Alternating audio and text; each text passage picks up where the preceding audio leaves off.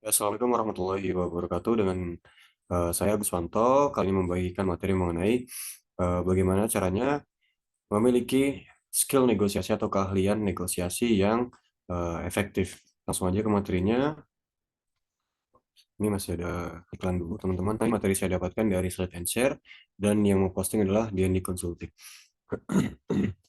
Nah, jadi negosiasi dan keahlian negosiasi itu dua hal beda. Negosiasi proses bentuk kesepakatan antara dua pihak untuk mendapatkan apa ya dan bertindak sesuai dengan kesepakatan bersama. Nah, kalau keahlian negosiasi itu kemampuan dari masing-masing negosiatornya atau orang yang bernegosiasi untuk melaksanakan proses negosiasi sehingga para pihak mendapatkan sesuatu dengan tujuannya masing-masing.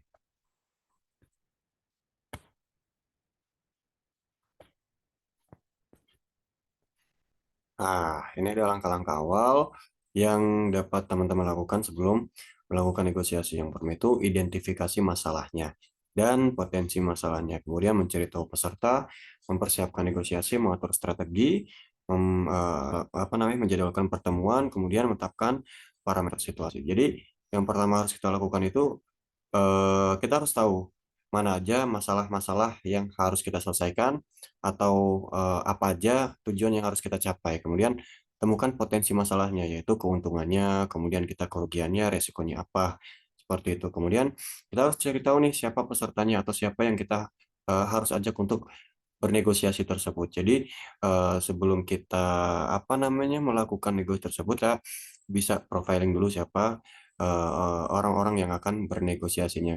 Ketika kita ingin bernegosiasi dengan suatu perusahaan, maka kita harus tepat mencari orang yang akan kita nego tuh ya, sehingga tujuan dari negosiasi ini dapat efektif tercapai.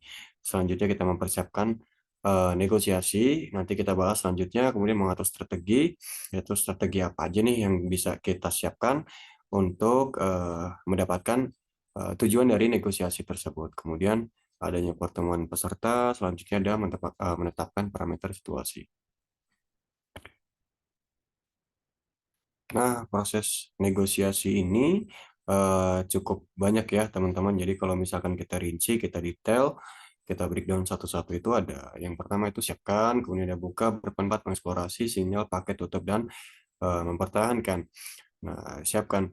Ini dari proses siapkan ini kita harus bisa memahami apa yang saya inginkan gitu atau teman-teman inginkan. Kemudian kita juga harus bisa memahami apa yang mereka inginkan. Kemudian yang kedua itu buka, ungkapkan sisi Anda dan dengarkan mereka. Jadi ketika negosiasi itu bukan berarti kita menghentikan kepentingan kita juga gitu. Kalau orang lain kita paksa untuk bertindak sesuai dengan keinginan kita tanpa adanya feedback atau timbal balik ya mereka mana mau gitu. Nah, yang kedua dengarkan mereka. Jadi setelah menyampaikan mengungkapkan kepentingan kita, kebutuhan kita atau tujuan kita, selanjutnya adalah mendengarkan apa kata mereka seperti itu. Kemudian berpendapat. Nah, dari sini kita itu bisa berpendapat mengenai tanggapan mereka setelah mereka menyampaikan kemauan mereka. Kemudian paparkan juga dari sisi pihak lawannya atau dari sisi merekanya. Selanjutnya mengeksplorasi. Jadi kita juga bisa mencari tahu nih untuk mencapai tujuan tersebut kita harus ada kesamaan dalam pemahaman dan kemungkinan-kemungkinan yang terjadi. Jadi sesuai dengan langkah awal sebelum negosiasi tadi kita harus bisa mengidentifikasi tujuan kita, masalah kita, kemudian keuntungan apa untuk kita, untuk keuntungan untuk mereka juga apa, kemudian kerugiannya apa, misalkan atau bisa bilang kita resikonya apa gitu. Nah, selanjutnya adalah sinyal. Tunjukkan kesiapan Anda untuk bekerja sama. Jadi, ketika kita udah bernegosiasi, kita juga harus siap nih bahwa apa yang kita inginkan, apa yang kita sampaikan tujuannya, kita juga harus bisa menunjukkan bahwa kita itu siap untuk bekerja sama dengan pihak mereka. Kemudian paket. Nah, bangun kemungkinan kerjasama. Jadi yang saya bilang tadi, kalau misalkan kita ingin mereka itu bertindak sesuai dengan apa yang kita mau. Nah, kita harus bisa apa namanya, memberikan feedback atau timbal balik agar mereka ini mau untuk bekerja sama dengan kita.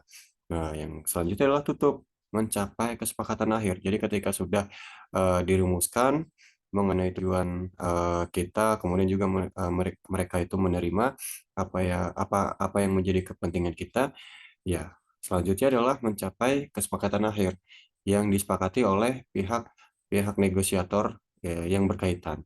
Selanjutnya adalah mempertahankan, pastikan apa yang telah disepakati, apa yang telah disetujui oleh pihak-pihak negosiator itu terlaksana.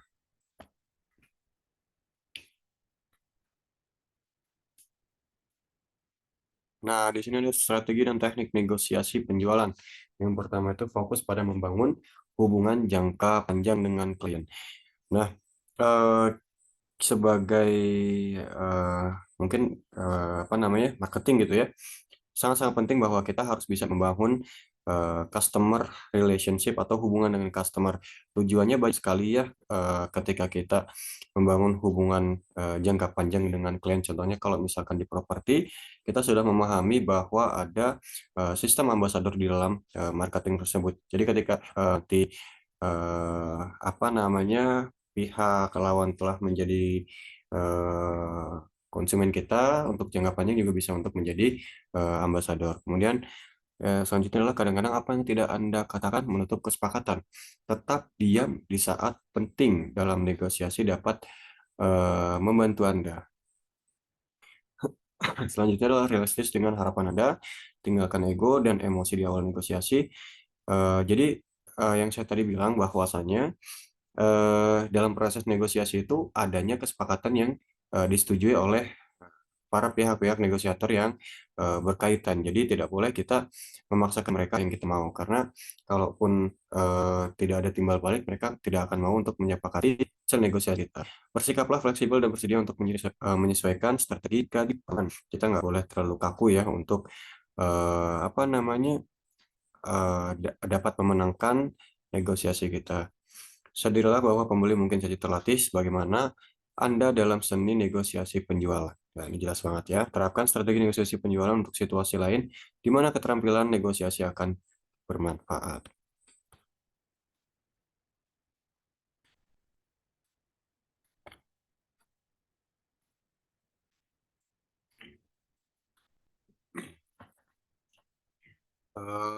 Oke, sekian aja ini untuk materi berikutnya. Kurang lebihnya mohon maaf. Assalamualaikum warahmatullahi wabarakatuh.